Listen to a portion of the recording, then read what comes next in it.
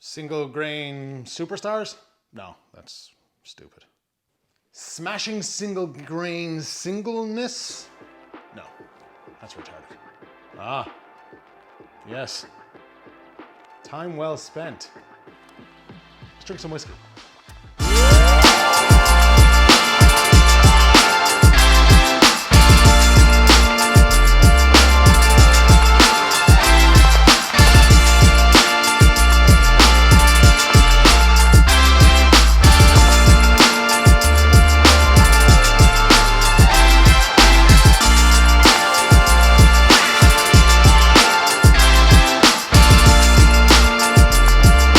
Welcome to Whisky and Whiskey. I'm the Whiskey Chaser Brian here in Christy's bar, Kilkenny. Another exclusive coming at you. Get your glassware ready and pour yourself a dram. Today, a very exclusive and very rare selection of whiskies that were released in extremely limited quantities. I do like finding rare things. Guilty. This is the time well spent release from Two Stacks Irish Whiskey, a collection of exquisite single malt and single grain whiskies.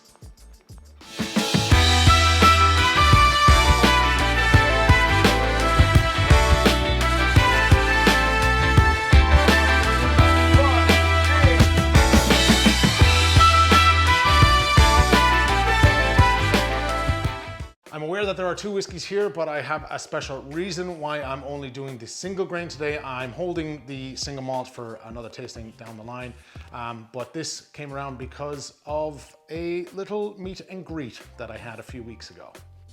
So a number of weeks ago, I was at a very special tasting hosted by two very good friends of mine that were opening 4 very rare bottles of Redbreast Dream Cask. I should have a little video of it. Hopefully you'll see a little bit of a part of that tasting that Chris Hennessy and Adrian Zeg, can't say your last name, Bottle View, I'll leave their links below to their channels, put together, and it was exceptional. And at the tasting afterwards, I saw from the corner of my eye a man beam towards me like a lightning bolt, and it was none other than Shane McCarthy, who is part of the the Two Stacks brand. I did a video on the Two Stacks before, and I'll leave a link down below to that, and I break it down as to who the owners are. But Shane McCarthy is one of the lads, and he came out of what looked like mist with a bottle of single grain Irish whiskey, and he handed it to me, and he said, "Are you ready to try some of the greatest single grain whiskey you've ever had?"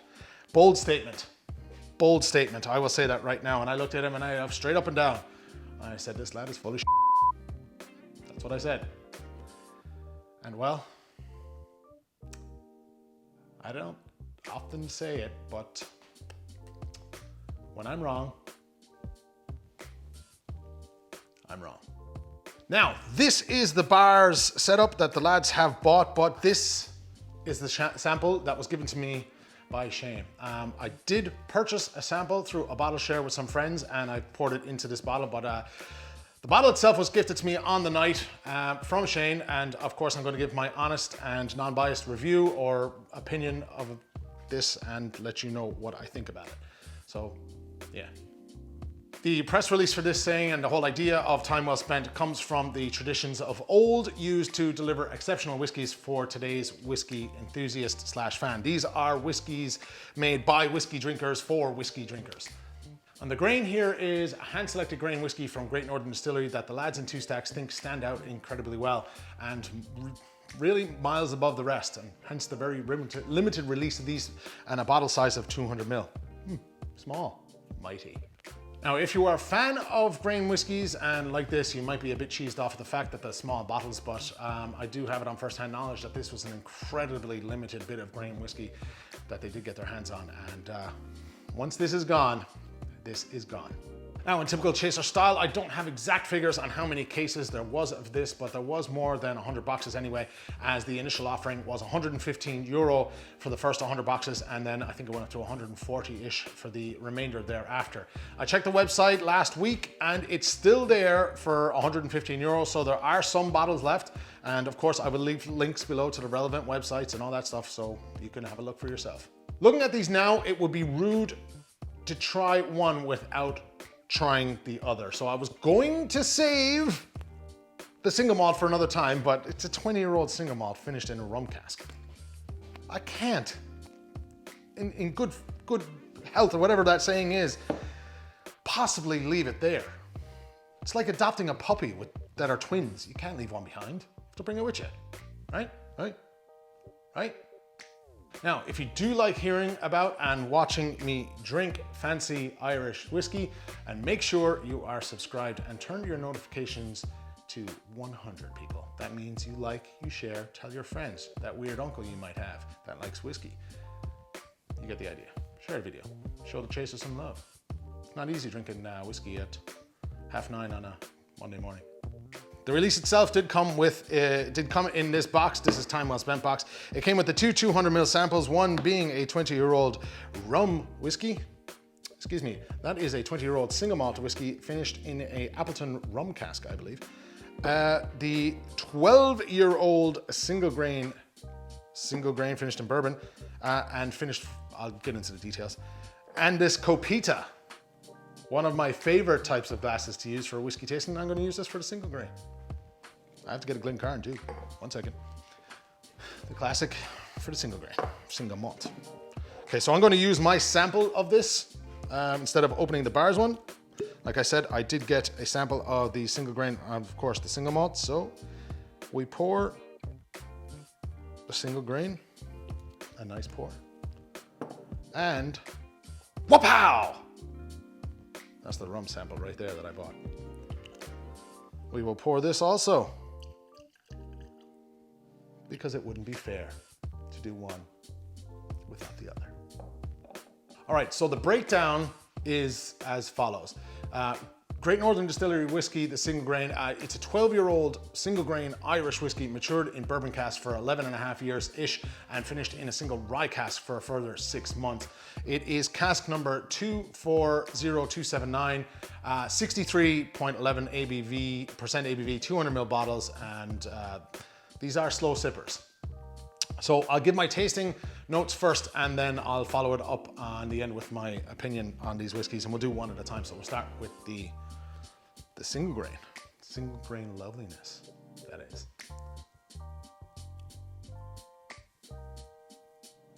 Okay, first of all, there's a lot going on here. It is very on the nose complex. It is extremely beautiful on the nose. It's just there's so much bourbon going on with that. Kind of like a dry nose of the rye cask in the background. Of course, you're gonna have your honey, your oak, toasted oak, toffee. What's interesting here is the kind of little hint of the citrus notes and those tropical fruits. It's just incredibly beautiful. You're getting on the nose kind of, you know, that tropical note stands out after it sits in the glass for a minute. Firstly, it's a bang of oak and nice. There's no real kind of spirit nose to this. There's nothing like that. It's just pure flavor. Bold statement by Shane McCarthy on the night to say that it was probably one of the best grains I'll ever taste, but nose-wise, it's beautiful. That citrus note at the end, quite nice also. It reminds me of a pineapple kind of note, a tropical note, or that kind of sweetness, that sugariness to it. Anyway, the toasted oak on the end is lovely. Oh, grain lovers are gonna love this. Let's have a little drink. Let's launch it.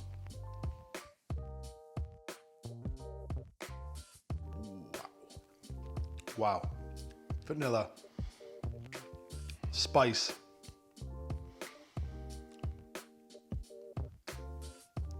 You're getting your wooded notes, honey, a little bit chocolatey. The bourbon is shining through. Sweet, kind of vanilla honeyness. Sweet to it, almost like nearly like a creme brulee kind of flavor to it. Very complex. There's a lot happening here. The spice develops more over time. Still on the throat. Not as dry as the nose might suggest, actually. Quite juicy, quite fragrant, develops, complex. It's down the wrong pipe. Honest to God, that went down the wrong pipe. It's not from drinking whiskey at 9:30. Excuse me. Finish is lovely, beautiful. Everything collides nicely, still lingering, still developing. Spice is there, citrus notes there, honey notes there, toasted oak notes there. It's all there. Quite different to the last two single grain whiskeys I've had. Would say the Teeling single grain, which I'll leave a link to, and the Fercullen Amarone finished single grain. I'll leave links down below for that. Totally different on the spectrum, way more bourbon influence, obviously, because the last two whiskeys had an extended amount of time in different types of casks. This has been finished for 6 months in rye. So the bourbon is really, really prominent here. All those notes from the bourbon. It's not as sweet as the other two. You know, you had the, I'm trying to think now what the for the life of me, the Bordeaux red wine cask was the Teeling, and the Amarone cask for the Fercullen, but this is a different animal. Really good. Really, really, really, really good. Let's launch it. Last time. I'm gonna finish this. A little bit of the grain element now going back to it. Interesting, developed.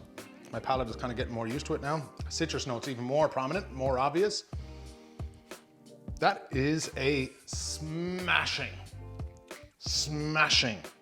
single grain. I'll reserve the rest of my thoughts for the very end. Sorry, I'm getting carried away. Right, so at the start I said I wasn't going to do the 20-year-old, but now that I just am. So a bit of info on this, a 20-year-old dark Jamaican rum cask finish. The spec on this one is very impressive. It's a 20-year-old single malt. To be honest, I'm not entirely sure where it comes from, but if I hazard a guess, I'm going to go out on a limb and say it was Bushmills. Ex-bourbon and finished in a Appleton rum cask for up to 6 months, 56.58% ABV, and well, those who know me know I'm an absolute sucker for single malt whiskeys, especially Irish. All right, so now that the dust has settled on the single grain,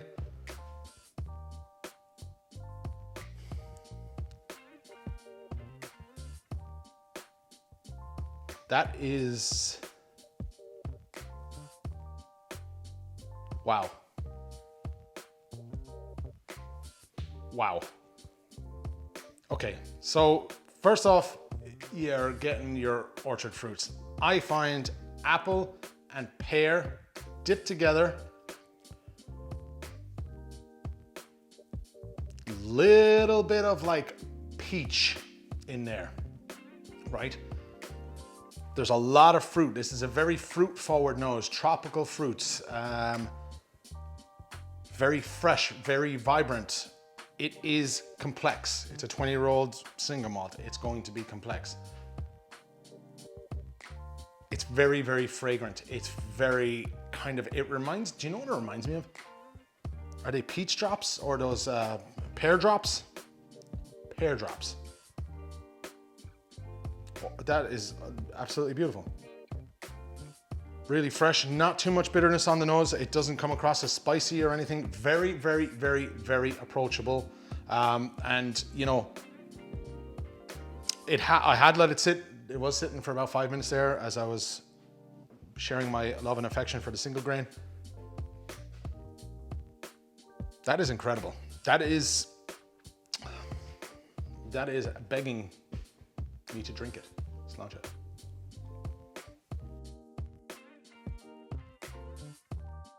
Oh, what a wonderful whiskey. Now, the nose is matching the palate, right? So those apple and pear notes, beautiful. Really coming through. Tropical notes still there. You're getting vanilla. You're getting, I did say vanilla, I meant to say toasted oak. Now, it is not overly oaky. It's more overly fruity, fresh fruits, vibrant fruits, tropical fruits, apples, pears. Let's launch it. Wow, it's thick, it's viscous. It's developed a little bit of the malty notes, interesting.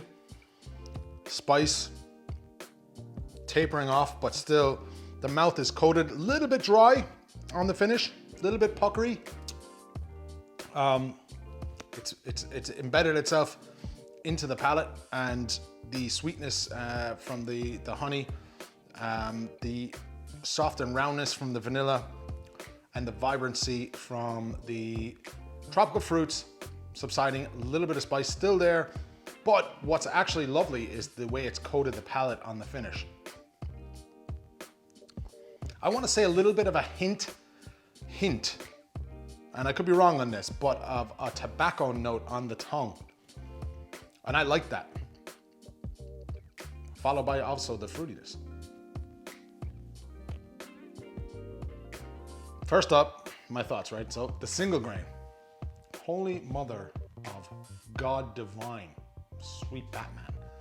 That is absolutely beautiful. I mean, really, really beautiful, really tasty, really juicy, complex, inviting, chewy, creamy, sweet, absolutely gorgeous.